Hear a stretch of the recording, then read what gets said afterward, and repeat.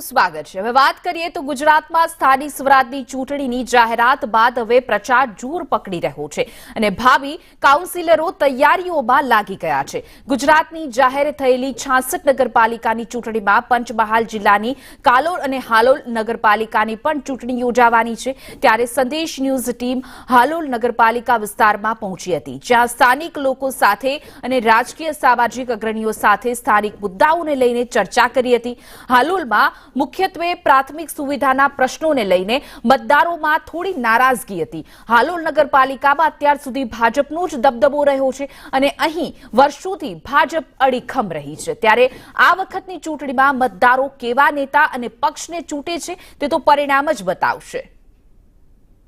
સ્થાનિક સ્વરાજ્યની ચૂંટણીનું એલાન થઈ ગયું છે અને જેટલી જગ્યાએ સ્થાનિક સ્વરાજ્યની ચૂંટણી યોજાવાની છે એ પૈકી પંચમહાલ જિલ્લાની વાત કરીએ તો પંચમહાલ જિલ્લામાં હાલોલ તેમજ કાલોલની નગરપાલિકાની ચૂંટણી છે। હાલોલ સંદેશ ન્યૂઝની ટીમ પહોંચી છે। એવું કહેવાય કે મા કાળીના ચરણોમાં આવેલું આ શહેર છે હાલોલ શહેર, અને હાલોલ શહેરની નગરપાલિકા વિશે વાત કરવા માટે હાલોલના કેટલાક નગરજનો સાથે આપણે વાત કરીશું। સૌપ્રથમ વાત કરીશું હાલોલના નગરજન પાસે। શું નામ છે આપનું? જયદેવસિંહ જાડેજા।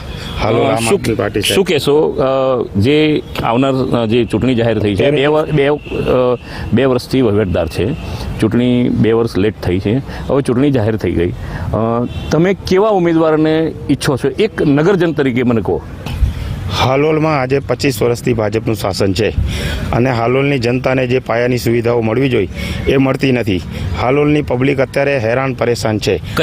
કઈ સુવિધાઓ? રોડ છે, રસ્તા છે, લાઇટ છે, પાણી છે, આવી બધી જે પાયાની સુવિધાઓ છે એનાથી વંચિત છે પબ્લિક અને એટલી બધી પરેશાન છે। એમાં આજે 6 વર્ષથી જે હાલોલની હાલત છે તમે જુઓ, એક રોડ સારો નથી, બધા ખાડા છે અને આ બધાનું નિરાકરણ કરી અને જે સિમ્બોલને જોઈને વોટ આપે છે એ ના આપે, માણસને જોઈ સારો માણસ ચૂંટીને લાવે એવી મારી અપેક્ષા છે। આપના નોલેજ માટે કેટલા વોટરો છે હાલોલના અને કેટલા વોર્ડ છે?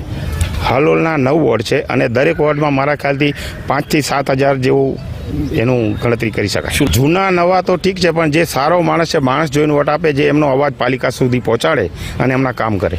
તો યુવાને તક મળવી જોઈએ, કારણ કે યુવા જ ભવિષ્ય છે, ભારતનું ભવિષ્ય જ યુવા છે। યુવા આગળ આવશે તો હાલોલ બી આગળ આવશે। આજે તમે સાહેબ હાલોલના રસ્તેથી જ આવ્યા છો, તમે રસ્તા જોયા હશે કેવા છે, બરાબર? એક રસ્તો 3 વખત બનાવ્યો છો અને આજની તારીખમાં જે રસ્તા બન્યા છે નગરપાલિકાના જ રસ્તા ખરાબ છે કે પછી આરએનબી જે બનાવે છે એ પણ? ના, નગરપાલિકાના જ ખરાબ છે, સૌથી વધારે ખરાબ નગરપાલિકાના। ભૂગર્ભ ગટર યોજના 100 કરોડનું જે કર્યું છે આ લોકોએ એ વિનાશ જ છે, હાલોલ માટે વિકાસ નથી। અહીંયા આગળ 25 વર્ષ જેવું થવાયું ભાજપ જ છે, પણ ભાજપ બીજા કોઈ ઉમેદવારને ચૂંટણી લડવા કેમ દેતું નથી એ ખબર પડતી નથી। જો તમે ભાજપ સક્ષમ જ છે અને તમે એમ કહો છો કે અમે જીતી જ ગયા છે તો પછી ચૂંટણી થવા દો ને, ઉમેદવારોના ફોર્મ કેમ પાછા ખેંચાવડાવો છો? એ ક્યાંક ને ક્યાંક ભાજપમાં ડર છે, એટલા માટે આ લોકો એ ડરને વધુ મજબૂત કરીને ઉમેદવારોને ડરાવી ધમકાવી એમના ધંધા રોજગાર બંધ કરાવી એમને ખેંચાવડાવી પોતે સત્તામાં બેસે છે। ઉમેદવાર તરીકે તો જો નક્કી કરવાનું આવે તો ખાસ કરીને યુવા મિત્રો કે જે એજ્યુકેટેડ હોય, ભણેલા હોય અને લોકો માટે કામકાજ કરવાની જેમાં ધગસ હોય એવા લોકોએ ચૂંટવા જોઈએ। ખાસ કરીને કયા મુદ્દે આ ચૂંટણી લડાશે એવું લાગે? મુદ્દાએ આગળ વાત કરીએ તો ભ્રષ્ટાચારનો મુદ્દો છે, રોડ રસ્તાનો મુદ્દો છે અને બીજો સબ નવો મુદ્દો એવો છે કે હમણાં લાખો મતલબ હજારો બેરોજગાર લોકોને બેરોજગાર કરવામાં આવ્યા છે।